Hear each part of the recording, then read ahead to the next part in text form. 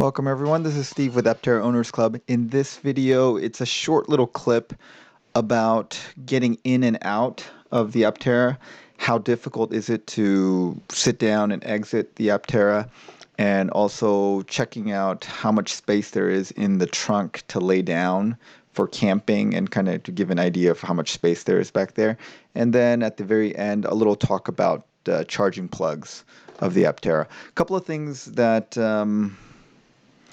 I figured out is that when you're trying to get in and out, the wings, they're kind of at your head level, so you can't like grab onto the top of the roof and swing in like you would expect, because you'd probably hit your head on the door if you're above 5'2", or 5'6" maybe. So you basically, the best way to get in is to sit down and then swing your legs in. That is it's a very easy maneuver to do, but is not the way that I think most people would want to get in initially. So it might be a different way of doing it. It can be done where you go in feet first, but you kind of have to have your head back to miss the door a little bit. So I think it will take a little bit of getting used to. It's different than a regular car, but it's definitely not difficult. You don't have to do any acrobatic maneuvers to get in. It's just a different way of doing it. Anyway, you guys will see the videos, and it'll kind of make sense. In terms of the trunk space, there is plenty of space. There's definitely 7 feet plus of space.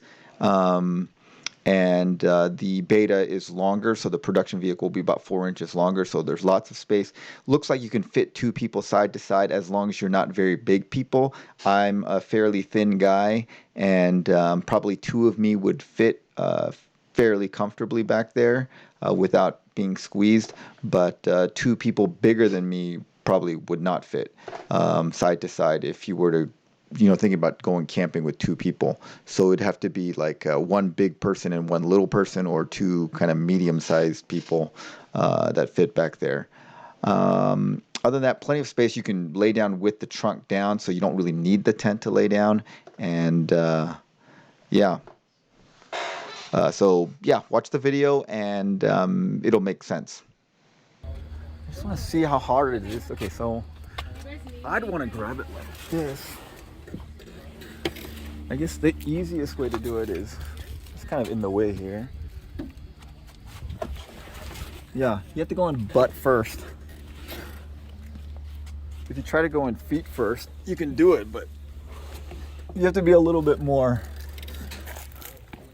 convoluted. It's always nice just like butt. Yeah, so you'd have to go, the best way is butt first and then swing in. All right. Alright, Steve, I'm gonna get back to work. Okay. You have Charles next. Okay. Hey. You are in good hands. So. Hey, thanks. Great meeting you, Daniel. You too. Can I lay in the back of this thing? Sure. Yeah, is that possible? I just want to. One of the things I'm most excited about is taking this thing camping, honestly. So let's see if I can get in here. Either way. Interesting way to get in, but it looks like it works. So Okay. People typically would lay their head back here and feet that way. Okay.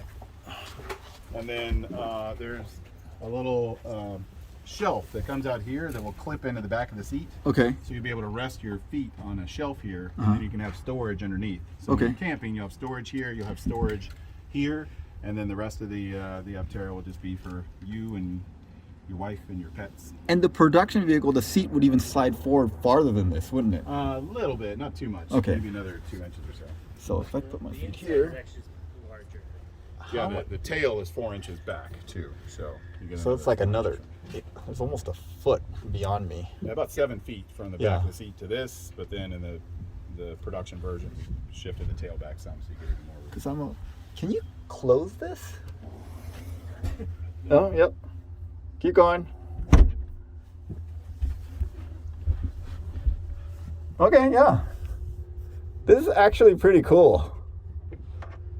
Very, very, very coffiny at that point. Well, I mean, really cold weather, you might want to. like I could, like I was just wondering if like it would be too narrow for my head to fit, but Yeah.